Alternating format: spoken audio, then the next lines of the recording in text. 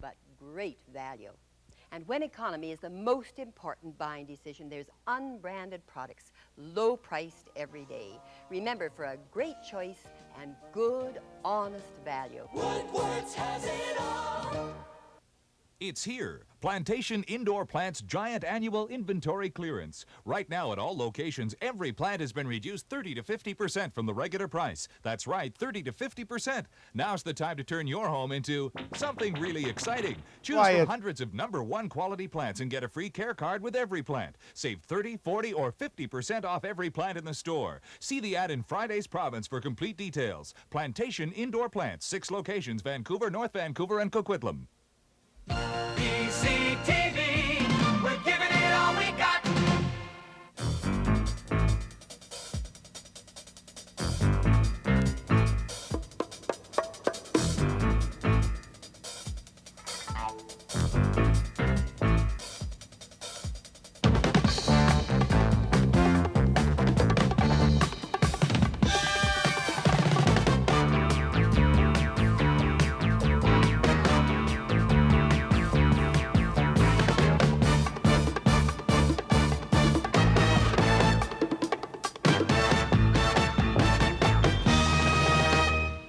Good morning.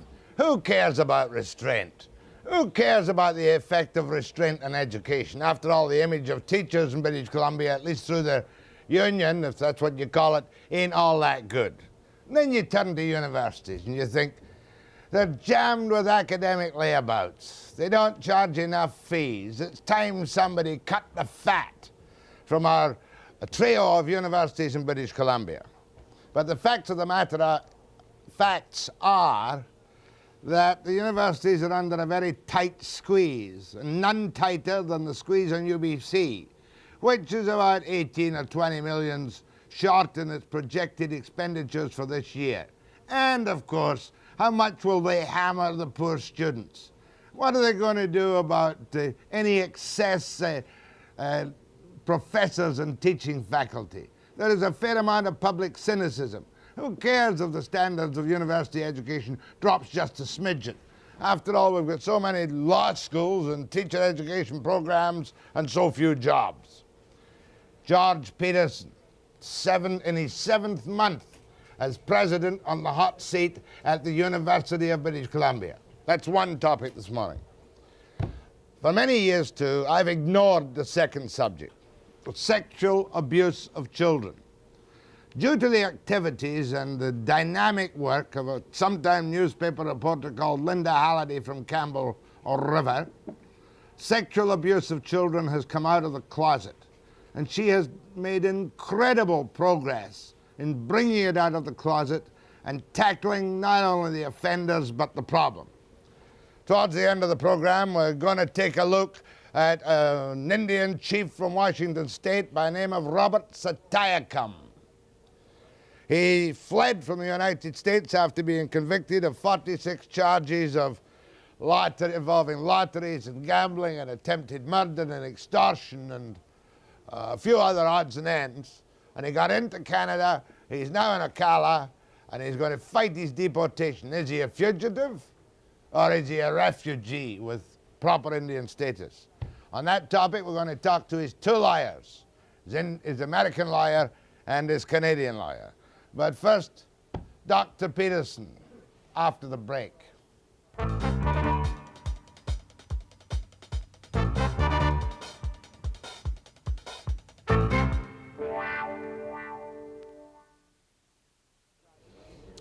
There is a crisis at the University of British Columbia. There always is when money is cut back. So to George Pedersen, just put out your worst case scenario for me on how many tenures will be removed, how much student fees will go up, how much academic standards will drop. Simple question, and whether we're getting to a stage where the only people who can get into the University of BC are the cream quote of the crop.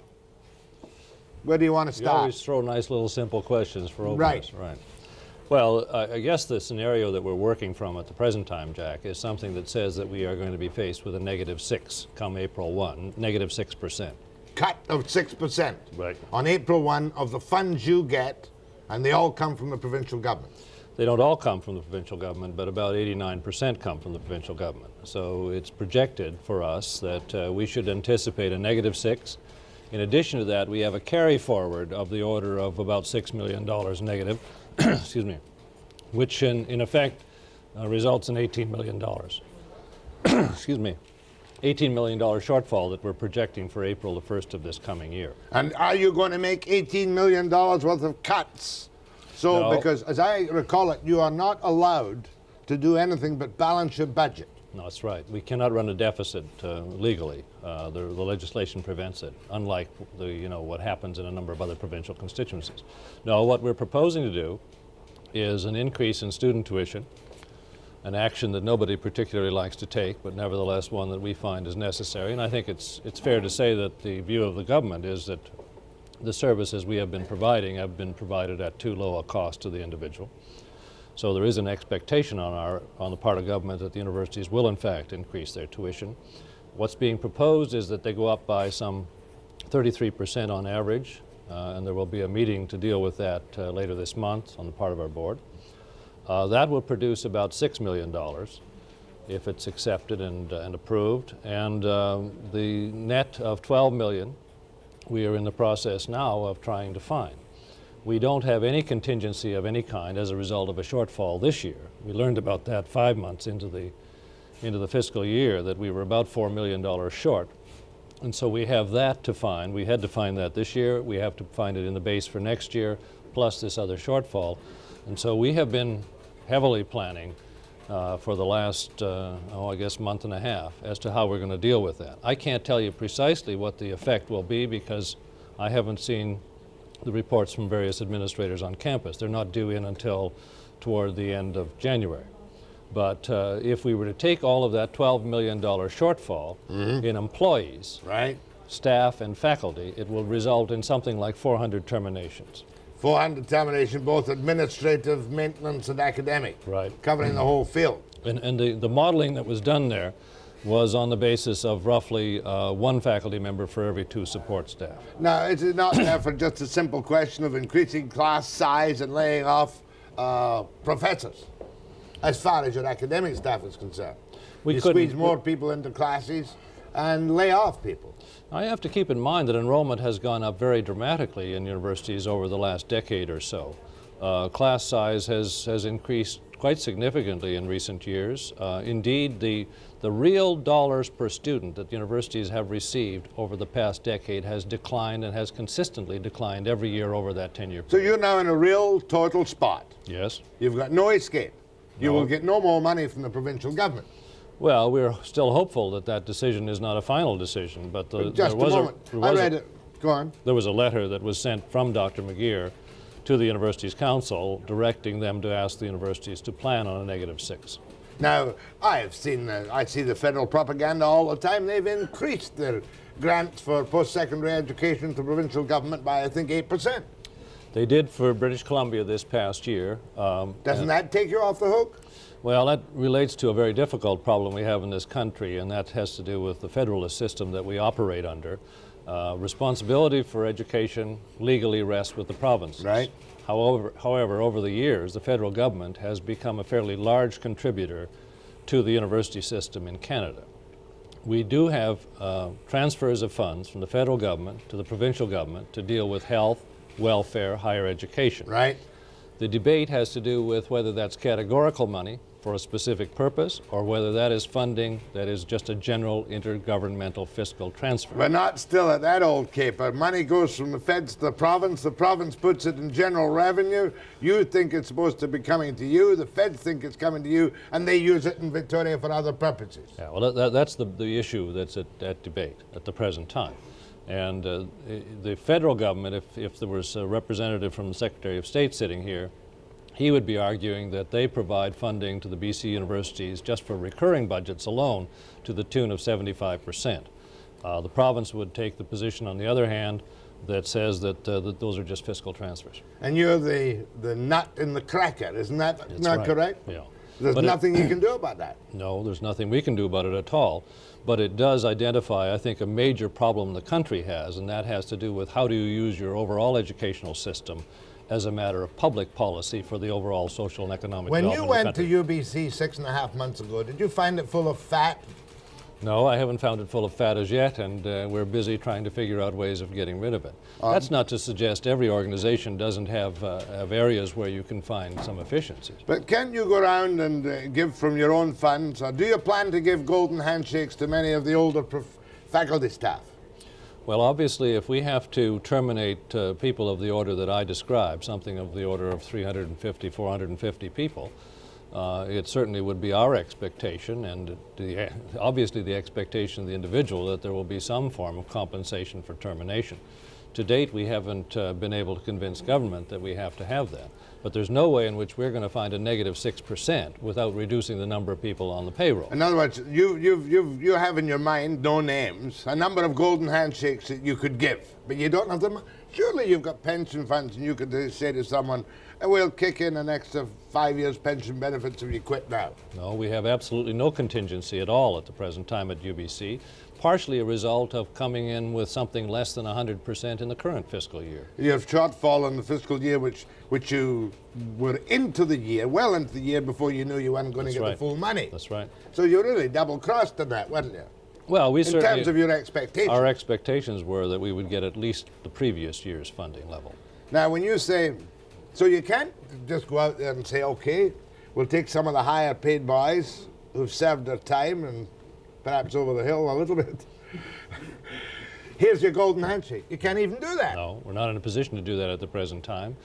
And if we were to be required to find our own termination, early retirement, whatever you call that fate, then we have to cut some more positions in order to find those funding. I mean, it's tautological, obviously.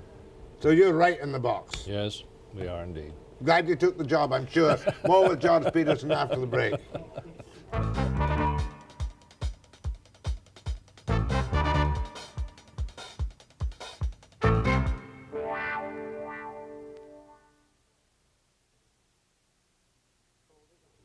George Pedersen has just told us that UBC faces an $18 million shortfall in its budget for the coming year.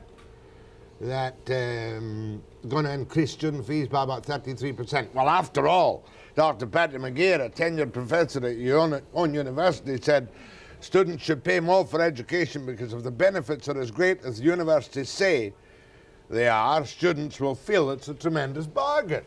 I'm sure that warm comment just brought a chuckle to your face, but on the fees, how much is 33%?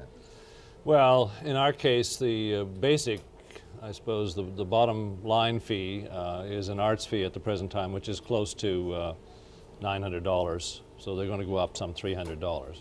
Is that bad? Well, I guess if you're a student and you're finding it difficult to find part-time or other sorts of employment these days, and there's increasingly a difficult situation as far as the grant loan program is concerned. How difficult is that? Do you control that with money from the government, the feds, and the provincial? No, that is a joint venture between the federal government and the provincial government. At the present time, it's run as a loan program at the federal level and a grant program at the provincial level in British Columbia. It's not the same everywhere. Has that been cut? There has been a reduction in the total amount that was made available to students in the current year, but there has not been a cut, as I understand it, in the budgeted amount. It was In just other that words, last year they added to it. Fewer students will get the grants and loans this year. Yes. Because the budgetary amount is the same. That's right, and in addition to that, of course, the number of students coming to universities is up very dramatically. Our enrollment at UBC, for example, after years and years of not much more than 2 and 3% increases, is up in excess of 6 this year. Used to be 20,000 or something. What is it now? It's about 26,000 in total. 26,000 now. Yes. So I gather from the corner that you're in that all you can do, you've no money for golden handshakes. No. You'll get some revenue from the students, which won't help you a hell of a lot, Yes. will it? It covers about a third of our deficit. A third of your deficit. That's $4 million. That's $6 million. Right. So it is a lot. Oh, sure. Well, you could always put it up 50%, couldn't you? Well, I mean, you can put it up, I suppose, virtually an infinite amount if you want to ensure no one attends. So therefore, your only alternative, your only way out is to cut programs. Yes. Just like the provincial government does. Cut programs and play a numbers game by getting rid of bodies, regardless of quality.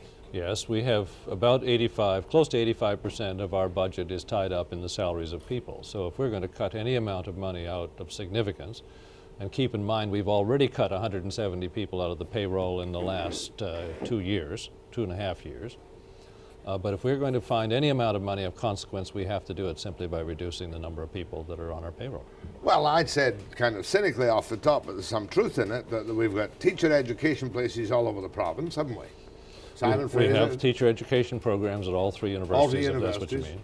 And we've got law programs coming out of our ears in Victoria and UBC. Maybe what you should be doing in this emergency, this crisis, is consolidating or cutting down some of your output for people for whom jobs may not be available. Is that a stupid suggestion? No, I'm not sure that it's a stupid suggestion. It isn't one I happen to agree with, but it may be, it's certainly one that's being proposed at various times. The basic question really, Jack, has to do with what sort of opportunity does this province want to provide for its young and not so young people, as opposed to what are its needs in terms of professionals and others coming out of the educational system.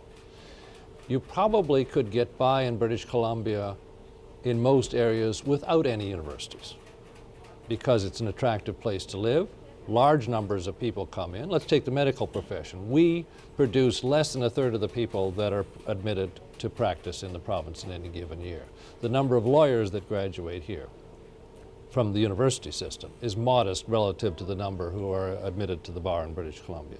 So you could go through a whole variety of those areas and simply say, look, we can get them from elsewhere. They'll come from other parts of Canada, they'll come from other parts of the English-speaking world. Overseas? But that isn't, for me at least, the basic question. The basic question has to do with what sorts of opportunities do we provide for young people in British Columbia, and how does that relate to the future social and economic development of British Columbia as a whole?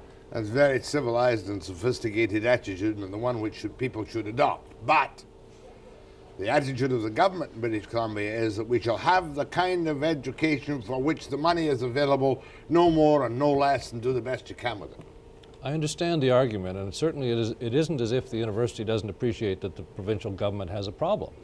Fully understand that. The projection for this next year is the revenue will be down some 5%. So it's quite understandable that they are working hard to get their budget into balance. But I'm concerned that we are going to make some short-run decisions of a fiscal nature that have much greater long-run implications than is being considered at the present time. Which will result in a sharp deterioration of the quality of the output of UBC or any other university. Yes.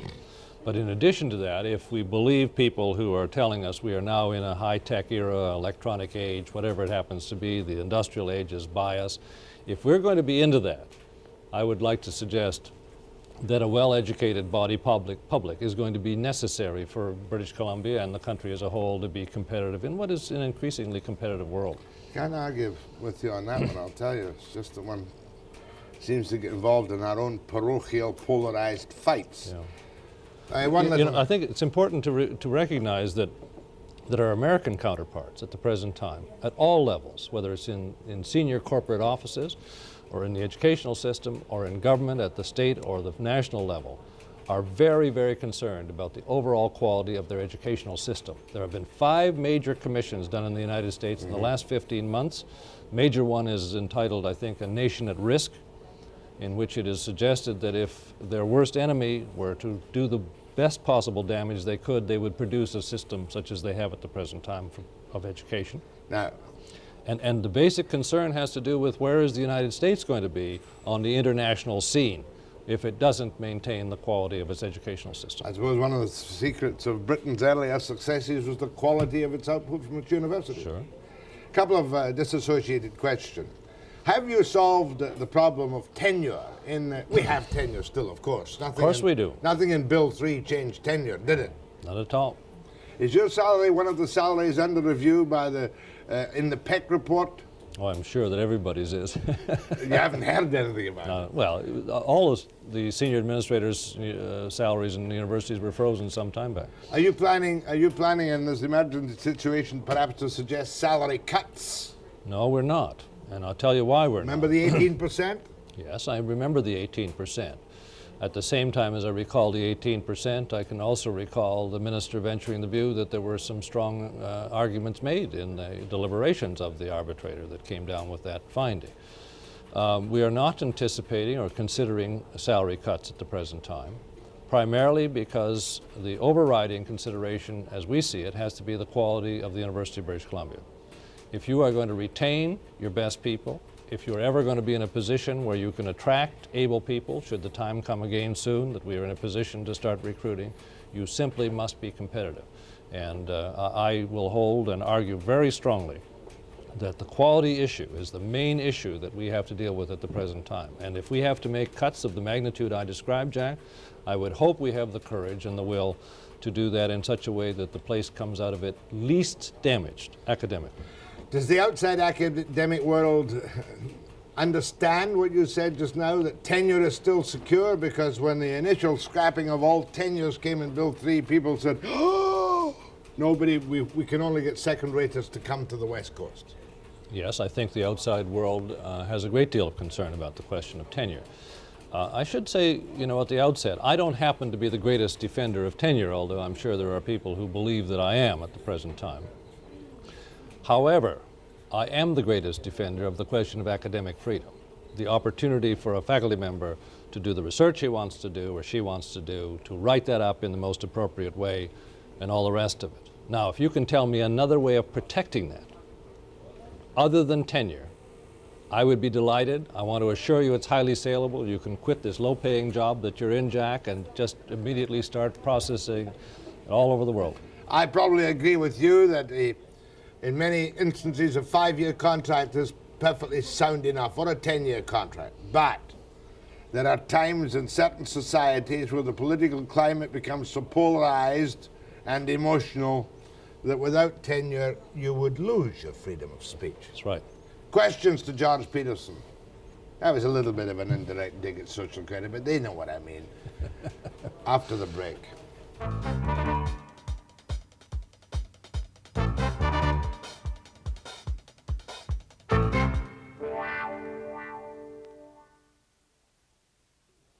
I trust you can assure me, Dr. Pedersen, that you're going to increase substantially the fees paid by visa students at UBC. It's ludicrous that they've been paying the same rate as the ordinary local or Canadian students, isn't it? I don't happen to agree with that, but we are increasing the fee, nevertheless. By 100%? By over a 2-year period, by 2.5 times. 2.5 times. That sounds more reasonable, I must say. Spoken like a good redneck. No, I won't accept that, spoken like a good redneck. I will not accept that. Surely to goodness that the taxpayers of British Columbia have the first choice for the seats at the University of British Columbia, and that those, especially those with money who come here, should pay an economic rate, as they do in the United Kingdom. I agree with that when we have to start rationing seats, and we are undoubtedly going to do that. On the other hand, I would like to suggest to you, sir, that one of the finest forms of foreign aid that Canada could ever provide would be to assist students to come to this country. I must remember to tell Bill Bennett that you mustn't forget his obligations for foreign aids for visa students, international amity, and help Trudeau with his peace move. That'll go over like a lead balloon. No, you should understand that the Premier, when he opened the Asian Centre at the University of British Columbia, indicated there would never be a differential fee for international students in British Columbia. George Pedersen said that, Premier Bennett, not me. You promised not to increase it. It's the Board of Governors that are going to do it, not you. That's a fair comment by me. Go ahead to Dr. Pedersen. Yes, Dr. Pedersen, given the university's financial difficulty, could you explain to me why there is plenty of money available to expand UBC's medical school, particularly at a time when there's a continent-wide glut of physicians? And this province, in fact, has said there are so many physicians in this province that they're now restricting the practice of young physicians. Yeah, I think that's a very legitimate and a really good question. It does relate to the issue that I referred to earlier, having to do with whether we are going to provide opportunities for our young people in British Columbia to get that sort of education, or whether we are going to relate strictly to the marketplace. What is the demand for doctors in the province of British Columbia? And indeed, if we are only talking about demand, we would not have to have a medical school at all, probably. The decision to increase the size of the UBC Medical School was taken in 1976. The decision was made to increase the intake over a period of time from 80 to 160. We are now at 130. We have not reached the maximum of 160 that was agreed to, simply because we do not have the funding in order to do that. I don't think that the Dean of the School of Medicine at UBC would agree with you, Mr. Caller, with the view that we have all kinds of money to do that. It is true that the University of British Columbia was given a special grant, has been receiving a special grant in recent years to increase the enrollment to the point where we were somewhat near the national average in terms of the per capita opportunities to get into medical school. My question, therefore, the expansion to the 130 level is not threatened, but you probably won't go to the 160. We cannot go to the 160, and it may well be that we have to look at the 130. I mean, we're talking about some negative numbers here, and certainly if our service is related to what resources we have, then presumably that's under some Thank you, caller. Go ahead, please. Mr. Pedersen, how can you possibly think of getting this money, this $12 or $14 million or whatever it is, how can you possibly think of getting it from the students? My wife is a student. Next year, I probably can't afford to send her to school. She's got 3 years invested in her education, yet now we are faced with the possibility that maybe, just maybe, because of government cutbacks, because of your cutbacks, and where you're going to take it from, just maybe she can't do her 4th year. How fair is that? Well, first of all, I didn't indicate that we were going to find the $12 million through student fees. What we have done, however, is indicate that we are moving over a 3-year period to something of the order of 20% of our operating budget being borne by student tuition. I can fully appreciate, Mr. Caller, that that's a difficult situation. It's going to be difficult not only for you and your wife, it's going to be difficult for a whole variety of other students. But as I tried to explain, we really have only 2 sources of funding at the present time. One has to do with the bulk of our funding coming from the province, something of the order of 88, 89%, and the other 10% or so is found in student fees. You have to understand that student tuition in the province of British Columbia on the national scene is relatively low, as is the percentage of the operating budget that's borne by student tuition. In other words, a student increase of 33%, which is essential for you. It's essential, otherwise we make more cuts in our overall budget. Sorry, sir. Go ahead, please. Yes, good morning, gentlemen. Dr. Pedersen, in the United States, the American Nurses Association has set a standard for 1985 for the Bachelor of Science in Nursing degree for entry into practice. In Canada, the Canadian Nursing Association has set the year 2000, that's 16 years from now, for the Bachelor of Science of Nursing required to be What's your point, ma'am? practice. Pardon me? What's your point? My point is this, that if this is going to be the standard to get a Bachelor of Science of Nursing degree and entry into practice, the government of BC is downgrading education. The government of Washington has just raised the funds that it's going to allocate to the universities for education. Hold on, ma'am. Can you tackle that problem? I'm not sure what the question is. The question is that we have a lower standard of nursing projected ahead. We've got to reach American standards by 2000, which they're going to reach by 1985. Well, I think you have to recognize that in the province of British Columbia at the present time, if you take 10 of the major professional schools that universities deal with, on a per capita basis in the province of British Columbia, we are on the bottom in our production in 7 of those 10. In other words, we produce the least number on a per capita basis of any of the provinces. Go ahead from Williams Lake. Good morning, Mr. Webster, Mr. Pedersen. Right. Morning. I'm going to change the subject a bit, but I've been unemployed for 2 years. I've worked for approximately 25 years. Right. And I've just gone through Manpower. You go to Manpower and there's a red book called CEC, Job Placement across Canada. Just a minute. And this doesn't relate to George Pedersen, I don't think. It does. And out of 25 years experience, I was able to apply for one job out of there. And we've been listening to about all the teachers that are going to be laid off and losing jobs. And there's approximately 4 to 5 full pages of university and other related school job placements in this book. Why is there such an onus on the teachers losing their jobs when there is that many universities looking for people? He's saying everybody seems to be advertising for you university people in this time of restraint. He's jealous. Well, has the issue to do with whether you improve your probability by getting university education? Are you liable to get a better job? Are you liable to get better paid? All the one rest of it, time there's you no thought question. so. Well, there's no question about that. The data still bear it out. That doesn't mean there aren't university people who are unemployed, and certainly there will be a number of them in this province. But in terms of the overall statistics, university graduates do much better. Have I time for another short segment with George? Have I? Yeah, I'll take a short segment with George after this.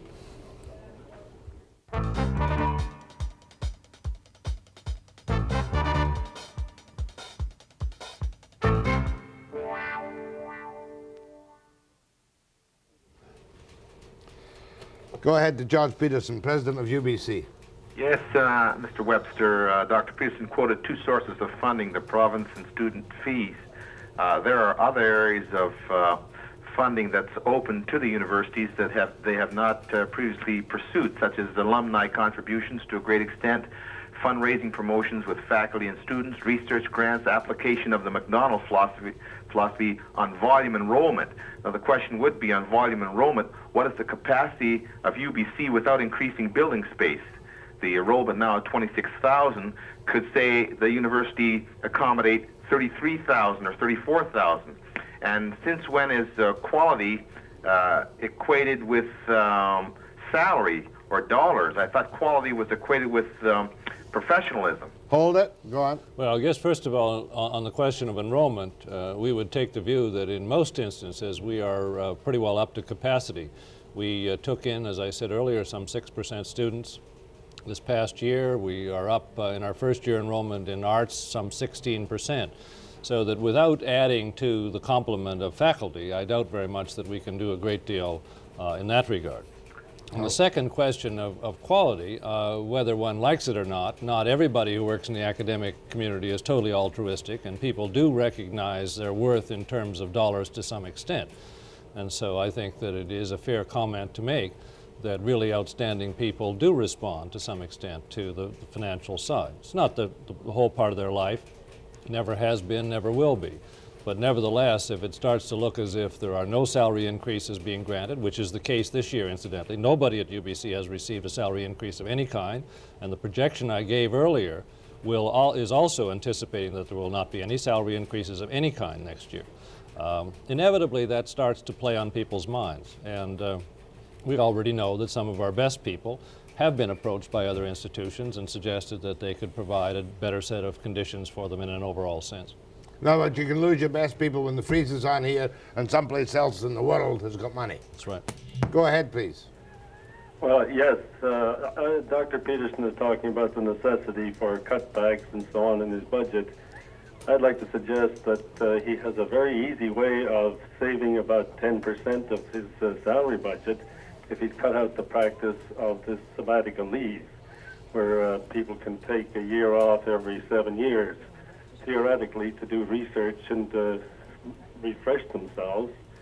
But in actual fact, this is seldom the practice. That's a popular public conception that sabbaticals are a waste of public money. Yeah, let me comment on that. I would really take the position that study leaves, which is really what they are a very, very critical part of any good academic's life. Now, if the argument is that it's abused from time to time, I don't take any exception to that argument. I recognize that it happens, and we should do a better job of administering our policy with respect to study leaves. But indeed, if you've got first-rate faculty members, they do need some time from time to time to get away, in part to get away from their own teaching assignments and from their own labs or whatever their work situation happens to be. But equally important, many of them go to work with outstanding people in other parts of the world. And I would like to suggest, and I will defend this, that well-run study leave programs are a critical part of the academic community. How much do they cost? It's terribly hard to cost that out because you're really talking about the numbers of people that are on the payroll. Does everybody get one after 7? Theoretically, if everybody took it, which they don't, but if everybody took it, then it's cost of sort of 1/7 of your salary payroll. And they get what, 65, 75% of their pay while they're away? It depends on when they take it. It's as low as 60 and as high as 75 in the case of UBC. Go ahead, please. Hello, I'd like to ask Mr. Pedersen 2 questions. Right. 2 quick ones. In November, for the first time in the university's history, 29 tradesmen were laid off in physical plant. Yes. These were staff member tradesmen on staff paying into the pension plan. Right. Also, in the shop I worked in, there were 3 men that were eligible for retirement within 6 months. I would just like to ask them, why were they not approached for early retirement? And another thing, if they keep cutting the manpower in physical plant, are they going to contract out all the work, the service work, plus there's a lot of small construction that goes on at the university? I can't answer your question on why people weren't approached with respect to early retirement, but if you'd like to take the time to write me directly, I'd be glad to try to respond to that. On the question of reduction of the tradesmen, it was simply a matter of what budget we had available for the work that was typically done by that group of employees. Given that everybody was being cut back rather dramatically, the number of work jobs that were to be assigned to that particular group dropped off very dramatically, and we didn't have any choice but to let them go. When do you come to the moment of truth? The precise moment of truth? We must, because of our particular situation legally, we must be in a position on the 1st of April to know what we're going to do in dealing with our budget. April Fool's Day, we'll know the truth, right? We'll know the fact, I don't mean the truth. My thanks to George Pedersen, President of UBC. Next, we're going to talk to Linda Halliday about victims of sexual abuse. After the break.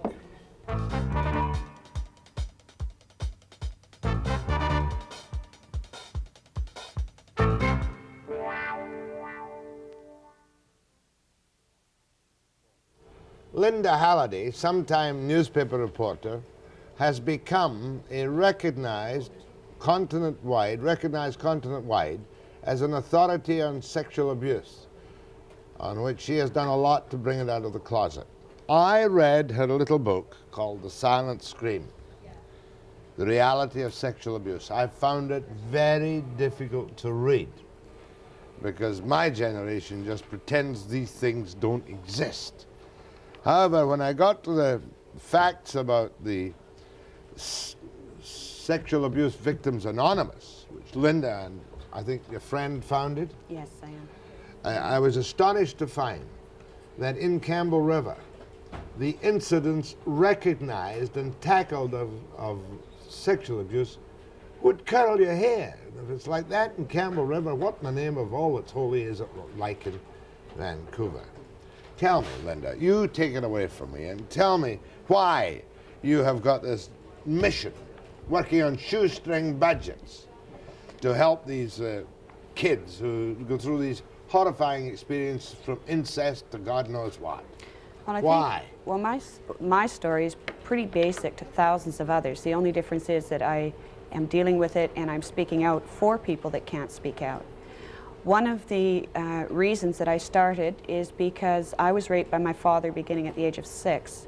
There were 4 girls in our family, and he was also abusing my older sister. But we never talked about it, because as long as you don't talk about it, it's not happening. It's a lot different than rape by a stranger, because with rape, you never have to see that man again, maybe in court, but that's it. But when you're being sexually abused in the home, you have to get up and you have to have breakfast with the man that abused you the night before. And everything is so damn normal that you look around and you think, that couldn't have happened, it must be a dream. And it makes it easier to cope with. I had been an honor student throughout, never in any trouble, despite a lot of the indicators say watch for problem children. There's also the kids that school becomes a safety, a sanctuary. When a lot of the problem between my sister and I, for instance, my dad, if my mom was away, we would hear him coming in our room, and I learned to snore really well, so I would pretend I was asleep. That way he would leave me alone and he'd take my sister. But then I would lay there and I would know what was happening to her, and I would feel guilty because I had been responsible for her being abused because I pretended to be asleep. If I did it the other way around and became the martyr for the evening and sacrificed myself, then I hated her with a passion for not appreciating what I was doing for her, even though we never talked about it. So you can see the conflict within the family itself. By the time I was 13, I was dating. I had never told anyone what was going on at home. There was no alcohol or drugs, nothing like that involved at that time with anybody in our family. What I ended up doing was I was pregnant and I wasn't sure if it was my dad's or my boyfriend's. Oh my God. So I told him what was happening at home, and he told me we had to report it to the police. We came to Vancouver, I went to the police, And we all know incest was not happening 20 years ago. So the police at that time, I call it grilling, they questioned me from anywhere from 2 to 4 hours. Why are you making up the story? That was it.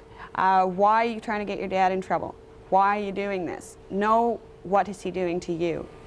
I told them it was happening with my older sister, but she would say it wasn't because I would have in her position. They then phoned my parents and told them the charge I laid. They then sent me home on the bus. And they didn't tell me about social workers. I didn't know anything about what the social worker does. I was also told I couldn't see my boyfriend because he was older and could be charged with contributing. I went to my grandmother's here in Vancouver. My grandparents lived 10 blocks apart. I met my sister.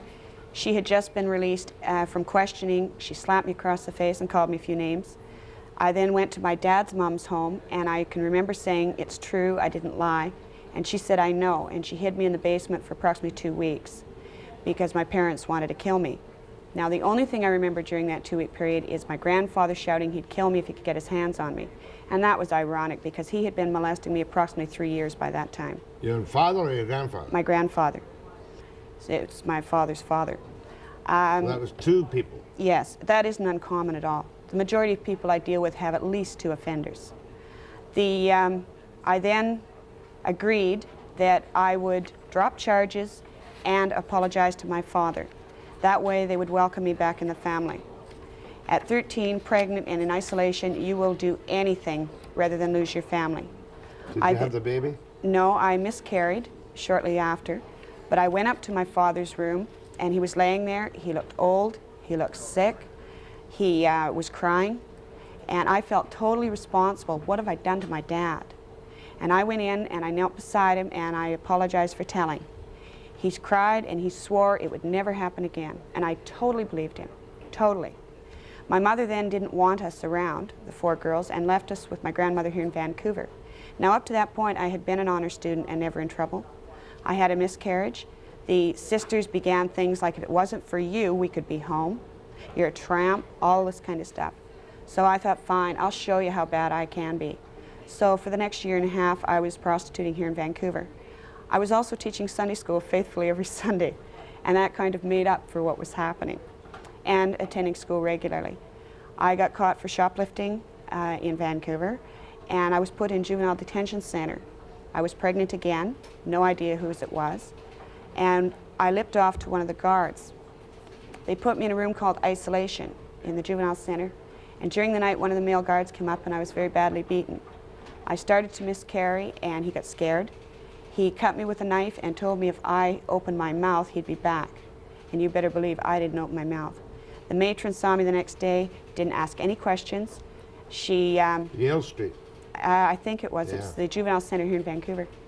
I then learned to get a little tougher and to smarten up about lipping guards back who have keys. I then went back on the street. The last day of school, my mother had laid a charge of incorrigibility against me, and I was put back in the center.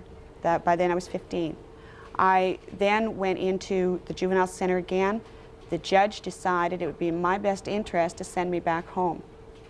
I was sent back to my mother and father, and within a week, 2 weeks, Dad started the abuse again. By then I really didn't care anymore. At 15, I met this man, quite a bit older than myself, and believe me, he comes from a Walton family existence, the farm, the 8 kids, and I married into that family at age 16. Even then, my problems should have stopped and I lived happily ever after. But there was the suicide attempts, the breakdowns. Yours? Mine. I did a lot of running around, 5 years on Valium. I closed beer parlors down. My last suicide attempt was approximately 6 years ago. And my son was in the car. I smashed up my car. And it was then I realized that, hey, yeah, I had been sexually abused, but I wasn't being anymore. And anytime I did anything wrong, it was a great cop-out. Well, I've been sexually abused, what do you expect? So I always had an excuse for my bad behavior. So when I started looking at, I had to start taking some responsibility for what's happening now. That's when I started to come to terms with it. 3, I started talking to professionals quietly and finding out what was available for sexual abuse victims. I had no idea the extent of the problem when I started. I am really shocked. Are you now married? I'm still married. Happily married? 20 years. To the Waltons? To the Waltons. Yeah. My husband's a terrific guy. He's been, in my book, I call him my anchor to sanity. And my kids are terrific. I have an 18-year-old daughter and a 19-year-old son. And my daughter, in fact, has been my secretary for 2 years. Now we'll come to SAVA, Sexual Abuse Victims Anonymous, and what Linda has achieved. It's quite astonishing when I know how it's been pushed into the closet for all these years. After the break.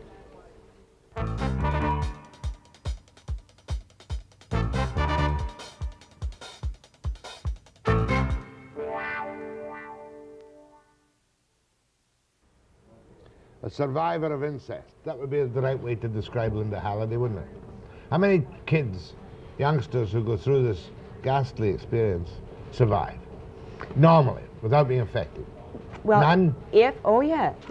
People have for years said if you've been sexually abused, you're devastated for life. When I was watching television shows about sexual abuse and looking for help, I would see these weeping women crying in therapy for 11 years and still alone at the end of it. What I want to prove to people and to the victims out there is you don't have to be devastated for life. Yeah. Now these kids, they don't have to be. If the sexual abuse is acknowledged and dealt with, those kids can come out fine. That's if you're a Linda Halliday. No. These, yes. I talk to 5- and 6-year-olds.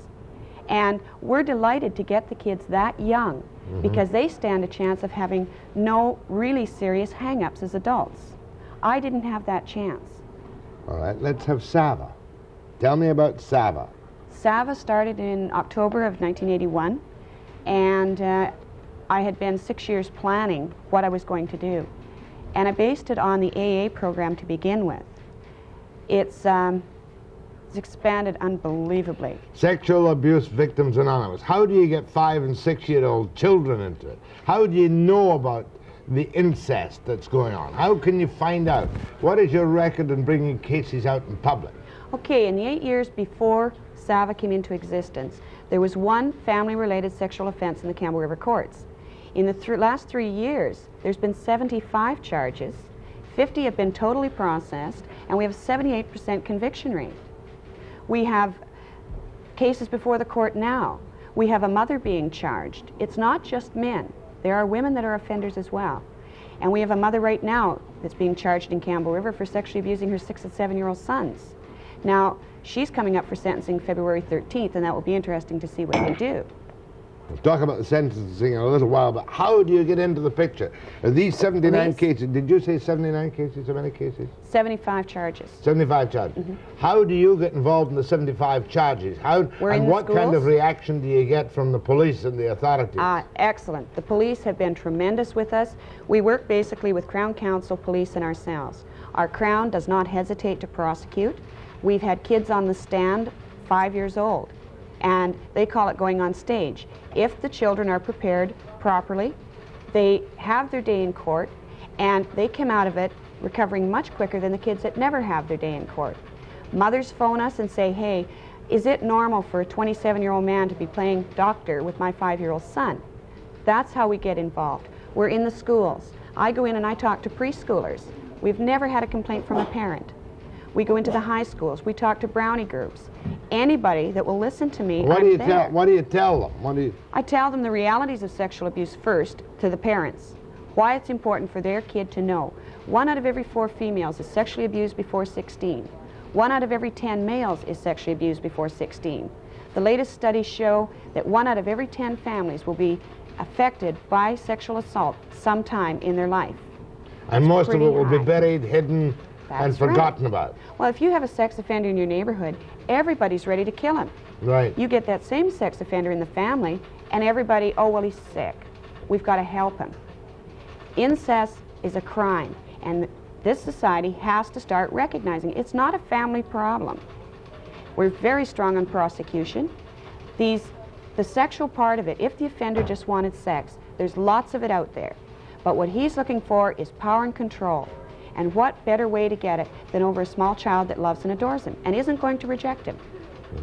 What about the proof? When you're dealing with a 5-year-old, I see here the highest single age at risk for girls was 8 years old, And for male risk, about 12, right? Yes. 6 to 8 years old is high risk for females. A lot of our complaints, they will come in through mothers or through a neighbor. Ministry of Human Resources sometimes refers them. RCMP refer them. We get them from all over. The kids don't lie about it. Are there cases where children don't realize it is sexual abuse? They know something's wrong, but they're not sure what it is. My youngest one that I've interviewed for RCMP, we have the dolls with all the parts. And I have been called down to Nanaimo RCMP on 2 occasions to do a video with the dolls. One occasion it was 2 3-year-old girls who couldn't explain what had happened to them. The other, just last week, was a 2.5-year-old boy.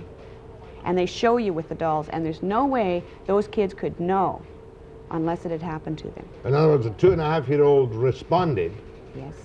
to the descriptions given to him on the doll. We handed him the doll and we did some role playing. Okay, this is you and this is the man that's suspected. Let's play that he's babysitting you, because that was the kind of situation it was in. And he very clearly indicated that something had gone on. We don't have enough evidence to prosecute. No. But we have had a 9-year-old boy sworn in court and a man convicted. We've had an 11-year-old girl sworn in.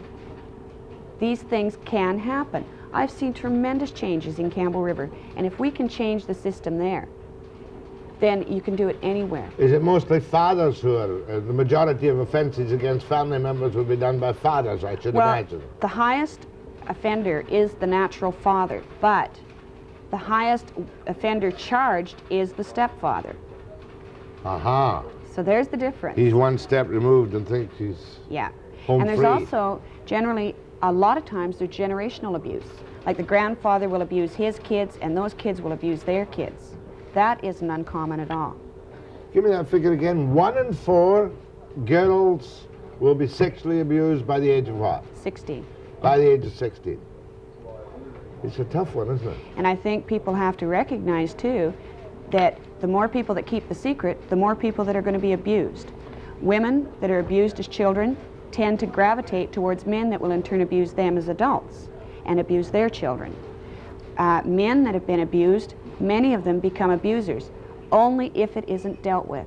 And I really stress that, because we have people out there, say a man that was abused when he was a kid and he's going, oh my God, I'm going to become an abuser.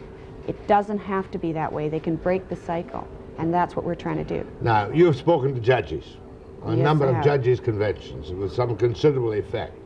What do you tell the judges about the punishment that should follow for proven cases of incest? Well, we're largely talking about incest is the worst problem, is it not? If there's an outsider involved, that's a straight criminal offense, you might say, which incest is too. But the family, therefore, the normal family, am I calling the others abnormal? Of course I am. A normal family would act against an outsider. Oh yes, definitely. And that's not the same problem. And You see? that's okay. Well, how we define sexual abuse is any trust relationship between an adult and child that is broken by fondling, molesting, intercourse, or exposure. Now that's our definition. The trust relationship's very important. Now, what we have found, when I talk to the judges, I give them the victim's perspective. I read them writings from victims. Would you like to have seen your father go to jail for 20 years? I don't know. I still love my father. What do you tell the judges that what the sentencing policy I tell them, should number be? one, that there is no cure for sex offenders, and they should recognize that. Lock them up and throw away the key? There's treatment. I don't know what the answer for offenders is, but I do know they're not getting long enough jail sentences. For instance, there's a sex offenders unit here out in Abbotsford. Now, the program there is intensive therapy for 18 to 24 months. Most of our sex offenders aren't getting sentences nearly long enough. They tell me they have an 80% success rate. Yes, they do, but only 1 out of every 10 men that are sentenced there or go into the program ever complete it. So that's 80% success rate of 1 out of 10. Now, there's no follow-up. We've interviewed rapists in maximum security prisons who say, I don't get any treatment. As soon as I get out, I'll rape again. Because they aren't ordered into the treatment, they can go voluntarily. And if the treatment gets tough, they can get out of the treatment. They need I think you call it indeterminate sentences. Definitely. Is Campbell River the only place that has an effective organization for dealing with victims of incest. There are other self-help groups starting, but what's different about SAVA is we liaison, we do prevention, we do How many are there of you? In the last 3 years, we have seen well over 360 clients. But how many are there of you in SAVA? There's myself and my partner, Sheila Sapers, my daughter, and one other office staff, Elaine. So there's four of us. 3 of you have educated the 22,000 people who live in and around Campbell River. I've only had my partner for 6 months. She's tremendous. Linda Halliday, quite an astonishing tale of her experiences and successes. After the break.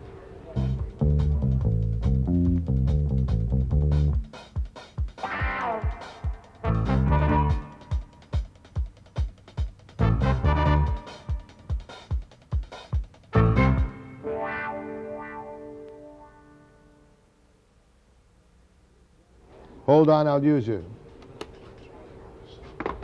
Now, yourself, your new associate, what's her name? Sheila Sapers. And your daughter? Yes, and there's one other office member. And because of your influence in the Campbell River area, you've brought 79 cases out the closet. 75. 75 cases out the closet. Well, that's charges. We've brought over 360. 360 cases out the closet altogether. And I have to stress, all the offenders of these victims don't live in Campbell River. No. They're from all over the place. Maybe the victim lives in Campbell River now, or maybe it's happened in Campbell. All right, where do you get the money? The Vancouver Foundation gave us, they had enough faith in us, and they gave us a 3-year decreasing grant. Our last year is now. We have been operating on community support, and like Rotary Club has been very good to us. We operate mainly on donations. This year, for the first time, we received government money, federal. We have been turned down by every department. Grace McCarthy's latest comment to me thanks me for my commendable interest. The Attorney General's office turned us down for the Rape Assault Center money because they said we didn't fit their criteria. Attorney General's office told us that we didn't fit the criteria because we dealt primarily with children. Human Resources told us we didn't fit their criteria because we deal primarily with adults. So everybody has been passing the buck. January of this year, we did get a grant under the Community Development Project, an 8-week grant, and then we got an 8-week extension. We then got a grant under the Community Recovery Program, and they have all kinds of stipulations, which meant we had to let some of our staff go and retrain. We then received that, ran out, and we're now on a Canada Works project. We don't think it's going to be renewed. You'll be spending half your time looking for money to run the operation. I am. How much do you need to run the operation a year? We need at least $2,000 a month. That's without wages. And we operate month to month right now. We've had excellent support from the community. United Way has given us some money, but it's very minimal. And Campbell River community is getting a little tired of supporting us, not because they don't like our work, but because we have people coming from all over Canada and the States asking for our help. And Campbell River City Council actually paid your plane fare for a television appearance in New York. They reimbursed me, yes, reimbursed they did. you? Yes, they did. So they appreciate the value of the work. They have been just superb. And when do you run out of money? At the end of January, we're finished. Which government departments have turned you down? Grace turned you down because it was commendable. Come on. Brian Smith turned you down as Attorney General. That was when Alan Williams was in. Alan Williams turned you down because it was... Yes. The health directorate here told us this year, last year they wrote us and said, this year we are not focusing on child abuse, we are focusing on wellness, which I'm told is the opposite of sickness. They sent us another letter, and they did not sign it yours truly. It was signed Wellness Wishes. Who signed it? Margot Sanderson was the name. Who is she? She's with the health directorate here. Provincial? I think that's federal. Federal. I also have a letter from the regional manager for Ministry of Human Resources that 2 years ago told me that they did not need my expertise in Region 10, which is Duncan North. We have never been paid by Human Resources for the work we've done, yet they refer to us. And we also have 2 workers that have asked us if we would give them a month's training. And yet we are not recognized financially by any government. We have a proposal in right now with welfare grants in Ottawa, and we are told, we're hoping it'll go through, and it's a 3-year grant for research. Originally we were told that we had to prove the need, we had to show community support, and we had to prove it was workable. You've done all that. We did all that. We are now told, because we've been in operation for 3 years, we are no longer eligible for new money. Good enough, that's enough of that misery. Wellness wishes to you in your search for money. Have you leaned on Jack Austin? Yes, he's well aware of us. He's the guy to lean on, you know. Ray Skelly has been just tremendous. He's our MP. He has fought for us right through. But no money. Well, he's been, I think, partially responsible for getting federal funding so far. This year we've only been out of money 2 weeks, which is a real record for us. You see, I'll tell you why they resent you. It's not because of what you do, but because you're not out of the normal feminist mold. Sometimes appears in this program, and even I looked at them with kind of suspicious eyes. Do you know what I'm trying to say? Yes. Remember the big fuss about rape relief and all the rest of it in Vancouver, where the government very properly, I think, stepped in and said you're not spending the money according to the guidelines. Right. They're not putting you in the same category. They don't know what to do with me, basically. If I walked in with 2 heads and horns, they'd be delighted. They could deal with that. But I am so average. I could be their neighbor. I could be working with them, and you're so square. That bothers You them. frighten them. Yes, I'm establishment, basically. Yeah. Jeez, where am I going? Go ahead. Yes, good morning, Jack. Morning. First-time caller. I'm a 55-year-old single woman who spent 28 years in a convent, and I left the order 7 years ago, became an addiction counselor, been working 9 years with women, and just in the last 2 years, the incest topic was addressed, and I, as a counselor, came to contact with that for the first time. What do you think of Linda's work? I think Linda's work is tremendous, and I am going to do all I can to promote her cause and continue working on that myself. I've been through therapy now in the last while. I quit my job at counseling because I had to deal with the emotional backlog. Well, that's fair enough, ma'am. You might be of some help to Linda, who knows? I will be, because I'm a very educated... All right, hold on and we'll take your number. Go ahead, please. Go ahead, please. Hello? Yes, ma'am. Yes, it's so nice to hear Linda talk out so openly. This happened to me, but it wasn't with any of my parents. It was my brother-in-law. And I was only about 6, 7 years. I went to the police. I ran to the police station, actually, and the police said, oh, just another cock and bull story sort of style. You know, you're lying. You must go to church and confess all your sins. It's so pathetic, you know, when you're a little girl or even a little boy, who's going to believe you? I mean, this happened 45 years ago. I get frightened at times when, you know, even my husband and I, you know, when we're making love, I can see this brother-in-law. I would just wish I could get it. Somebody would take it away from me. But thank you so much, Linda. God be with you. Thank you. I'd really like that lady to write to me. Hey, give the address. Who's up? Put up again. SAVA, R1 Campbell River, BC, The Silent Scream. What does the book cost? The book is $5. $5? Yes. Go ahead, please. No, don't go ahead. Hold on. I'll be back after the break.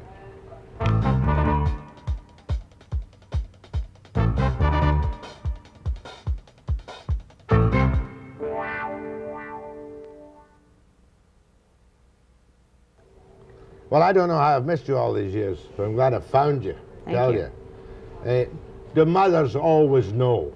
Not always. After a disclosure, like when the kid says, Mom, Dad's been abusing me, quite often Mom will say, I should have known there was this, this, and this, but she just didn't want to believe it. The mothers close an eye to it sometimes for the sake of fear, because of fear. And our whole system is geared so that people are discouraged from laying charges. Lawyers, for instance, will say, well, do you really want this out in public? Psychiatrists will say, well, obviously you didn't keep him happy in bed. So the mother is laid a real guilt trip on her. 87% of all mothers of victims have been sexually abused themselves as children. Before I go back to the phones again, something I must ask you. I am basically a redneck, I suppose you would call to a certain extent. What do we do with these 12-year-olds, little girl who squats and lifts her skirt in the back of an office down on Denman Street, 12 years of age or something. right. What do we do with them? Because the system now is everybody gaily ignores it.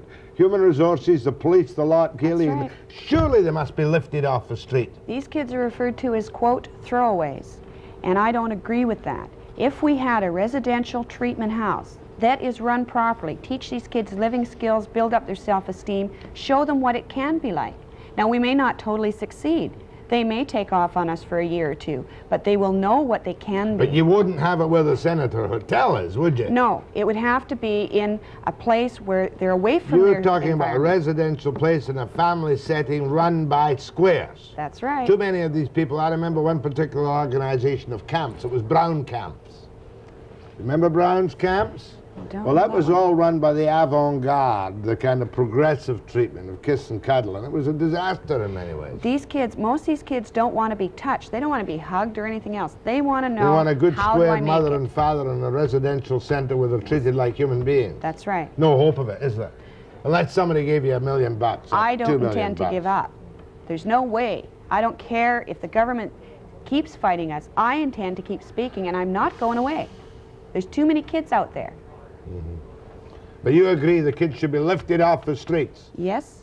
Why is nobody lifting them now? No place to put them. You don't want to put them in Yale Street in the old detention No. center where you went through your horrifying experiences? No. A prison is not the answer. No, it isn't. And 80% of our juvenile centers have kids that are in there that were sexually abused at home. 78% of the prostitutes were abused at home before they ever hit the streets. Go ahead, please. Yes, my sister's girlfriend, who is about 15, her stepfather is raping her, and we don't know what to do for her. What would you do for a girl like that? How can you help her? How can you get her to go get help? How old is she? 15. She's 15. Okay, the first thing, if she won't go in and talk to Human Resources or the crisis line or the police herself, then you should report it. If you don't, you're not doing her any favor. You report it to the police? Police or Human Resources, whichever she's more comfortable with. There's also an organization in town called SAVA. Sarah? It's Sexual Assault Recovery Anonymous, which we helped set up. It's different than ours in quite a few ways, but phone them. They're listed in the phone book. Okay. And the woman there is named Joy. Ask to speak to her. Sounds good. How long has this girl, your friend, been complaining to you about this? Well, she's been complaining to my sister, and then she talked to my mother about it. It's been happening for about 4 years. So since she was 11? Yeah. Also, I think people should understand that you are under obligation to report any suspicion or sexual abuse, even if you suspect it. If you don't, you can be liable to a $2,000 fine. But you get an anonymity when you report it. Yes, you can phone the helpline and report it, and you don't have to give your name. Yes. You're talking about the McCarthy's helpline. Yes. Okay. Thanks a lot. Thank you. Kamloops, go ahead, please. Hello, I'm calling in. I've never been sexually abused myself, but I remember being a young person and having people that I admired that I had sexual feelings for. Now, this is a psychological problem that I couldn't talk to my parents about it because I wasn't really aware of what the feelings meant. But is there not sometimes a problem with the child where is there some way that you can find out? Good question. Is the child ever to blame? I don't believe that a child is to blame. The adult is the adult and therefore responsible for protecting children. Now, if a child has been programmed or sexually abused for a number of years, say they have been abused by 2 or 3 people growing up, by the time they're 10 years old, that's the only way they know how to relate. So they will come on to, say, a foster parent sexually, not wanting the sex, wanting to see if you're different. Yeah. They want protection. They don't want sex. They're children. Go ahead, please. Yes, I know a lot of these throwaways that the lady is now talking about, and I just get so angry with society and the people around these throwaways that figure that they're bad children. And I know they're not. I went through a lot of that pain with them, and it's so refreshing to see somebody who cares and somebody who sees through what's going on, because they need love more than they need a lecture and you do this and do that, and don't do that, you're bad. Okay. It's a good I want to comment, thank isn't you it? for that, and I hope you make it. Thank you. Go ahead, please. Yes, good morning, Jack. Good morning, Linda. Good I'd morning. like to commend you on your work, and I feel more people should get involved, and the government, I think, should get a lot more involved in what they're doing. And I would like to volunteer my time, if I could. Yes, I live in Vancouver. You've got my address. They've been flashing it on. Just write to me. Okay. Okay? SAVA or, SAVA, RR1 Campbell River. There it is up there again. Do you need money? Oh, yes. We have had a donation, a $500 donation from a church down here. We have also had donations from different organizations. A real estate company from Courtney donated to us. We do need money to keep our work going, Well, definitely. you came very and well. we are tax deductible. Yeah, you came very well recommended to me indeed, so I would endorse donations to SAVA, which is most unusual. Oh, gone. Go ahead, please. That's you. Hello? Yes, go ahead. Yeah, I just want to say that, hello? Yes? I just want to say that I'm really happy that such an organization is getting something to do with the media, because it's about time. My wife has been involved when she was 6 years old, and it was only at the age of 16 her mother finally gave some sort of recognition. I don't know if you can call it good recognition. She was pregnant by this man, her father, and she was sent on to YMCA for a month and then given a one-way ticket to Vancouver. She arrived here in 1978.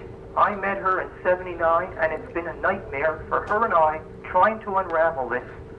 We started to go through Sarah, but it got very difficult for her to be able to cope with a group openness because the memories came, and our weeks and weeks after were unbelievable. Going through the government so-called organizations that I, for 17 years, paid taxes for. You know what we received? We went from psychiatrist to psychiatrist to psychologist to medication to more medication. And she still doesn't feel ready that she can go to Sarah. She doesn't know who to reach for. There. To abort that child. Well, you've got another child that she had to abort afterwards.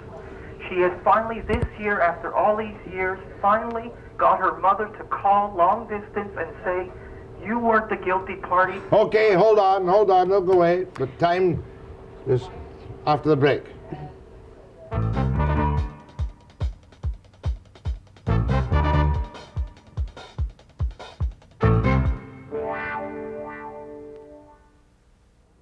If you want to read a shocker, buy Linda Halliday's book, $5.95. You've got the address, RR1 Campbell River. The book's The Silent Scream. She'll be back again soon. Send a donation if you can. Tomorrow, we're going to tackle the university students' organizations, and we're going to talk to the ineffable Barbara Mill, editor of the Toronto Sun. But who knows what else. Are these people entitled to victims' compensation? Yes. Yes. I'll be back tomorrow at 9 a.m. precisely.